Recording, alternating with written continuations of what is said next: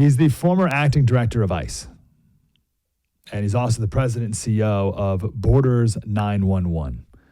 And I hope Trump's next ICE director, if not even higher than that. Tom, how you doing, sir? How you doing? Good morning. Good. We played almost the entirety of the 60 Minutes piece that was done against you this weekend. Tons of jump cuts. Now, you were there for the interview. How much important stuff did they take out of what you actually said?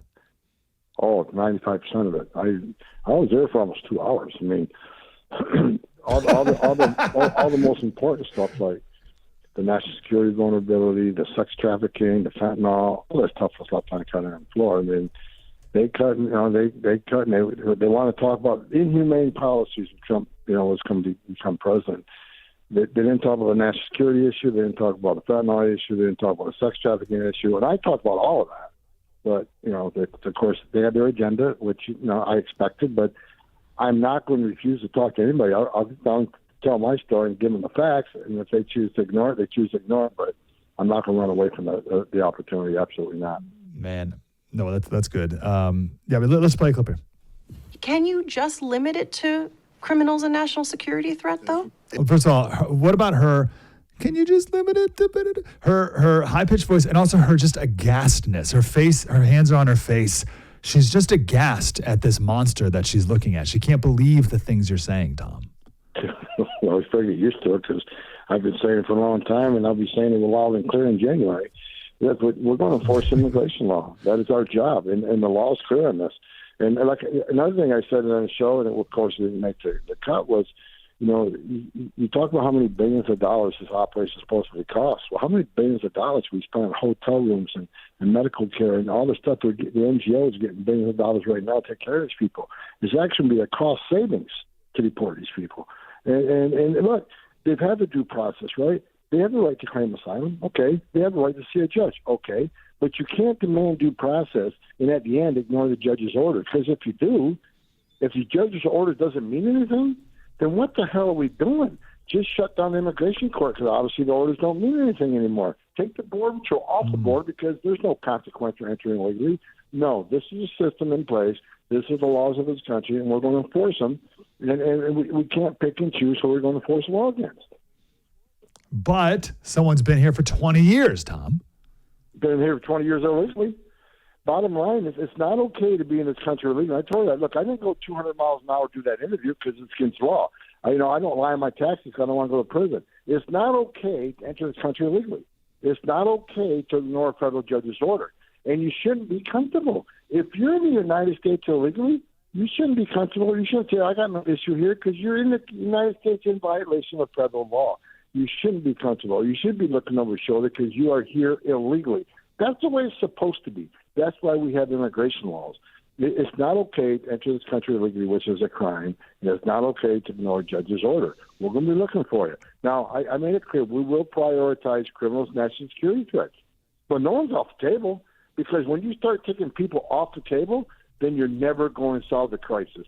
Because the situation right now, people are coming across the border, and as long as you don't commit a crime, even if you lose your case, ICE isn't looking for you because the Secretary of Homeland Security, Alejandro Mayorkas, has said unless they're convicted of a crime and they're here just illegally, ICE shouldn't go look for an arrest. Yeah, that is the crime, being here illegally. So after they talk to the cruel monster that is Tom Homan, they go to this nice immigrant family. Monica Camacho Perez and her family worry about that. They have lived and worked in the country since coming illegally from Mexico more than 20 years ago. What scares you the most? I think of my nieces and my nephews. Okay, Tom, aren't you thinking about her nieces and nephews? And look, at the end, the interviewer, the person who interviewed you is crying. I think I have it right here. She's crying. What will happen to their kids? Although I have my life here, I think that I would take the decision to go back with my parents to take care of them. You would? Yes. You own a home here. This is the city you grew up in. But they're also part of my American dream. The interviewer is literally crying. Are the American people ready for this? When it came up about, families being, or someone being removed there for a while, I made it clear. I said, look, and whose fault is that?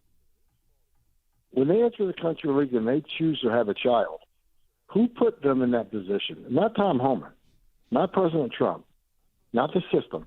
They choose to enter the country illegally. And while here illegally, they choose to have a child, or bring other family members in there. They put themselves in that position, knowing damn well they're here illegally, knowing damn well they have an order removal they're ignoring and they're in hiding.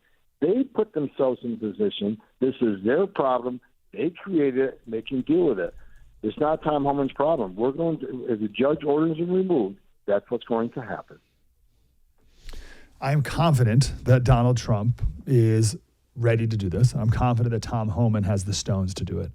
I am not confident that the American people have the stones to do it, or the Republican Party, especially considering the media bombardment that is sure to come. This is just a taste a week before even the election. When you guys actually start doing this, I don't think the people are ready for it. Even though they want it, I don't think the American people are ready for it. What do you think? Well, that's why, we need to not lose the faith of the American people. We need to be very transparent what we do. We need to be very transparent who we're arresting, why we're arresting, so they can't. They're going to push a false. They're going to push a false narrative, and I get it.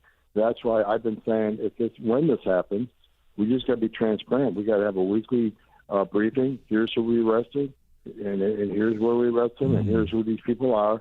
Because we will concentrate on criminal national security threats first, because you have to, because they're the biggest danger in this country.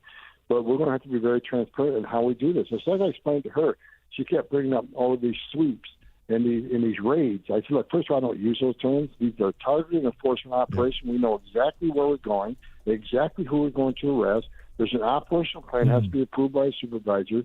This would be done in a humane, targeted operation, well-thought-out operation. This isn't going to be, military troops walking through neighborhoods, doing sweeps in neighborhoods. That is ridiculous. There's not going to be concentration camps like I'm reading in the paper. ICE has the highest detention standards in the industry. This should be done in a humane way, but it's going to be done. What you mentioned, these employment sweeps. What does an employment sweep look like?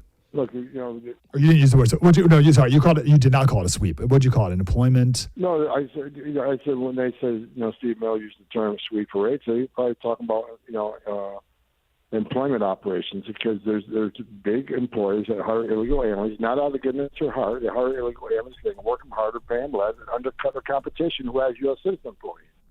So that's a type of operation where we have more than one target, right? We're going to a factory. We know through an I-9R they have 100, 150 employees. That's a big operation. That's a little bit different. A well-planned operation, but we're going after one person. If Joe wants to call that a sweep or raid, go ahead and call it what you want. I call it an enforcement operation that's well-planned and targeted. We know exactly who we're going in there for.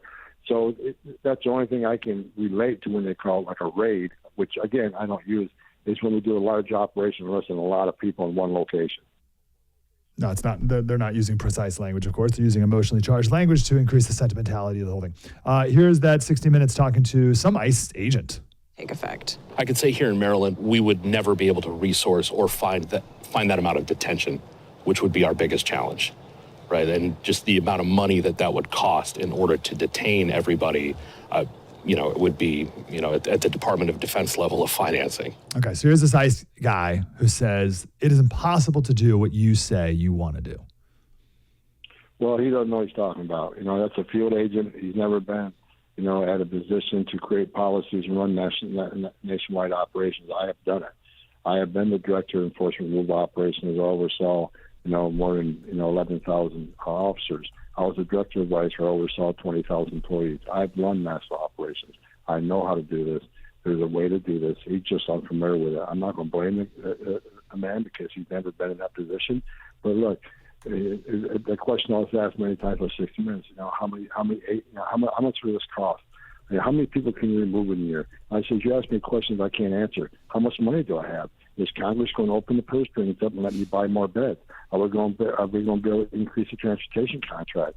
I mean, is DOD going to come in and help with transportation infrastructure? Not with the rest, just helping us do things that doesn't require a badge and a gun. I said, there's too many factors on the table. I don't know the answer to yet, but we'll know the answer real quickly after President Trump wins the election. These are questions that will be answered in the future, but the results of such an operation is going to depend on the resources I have.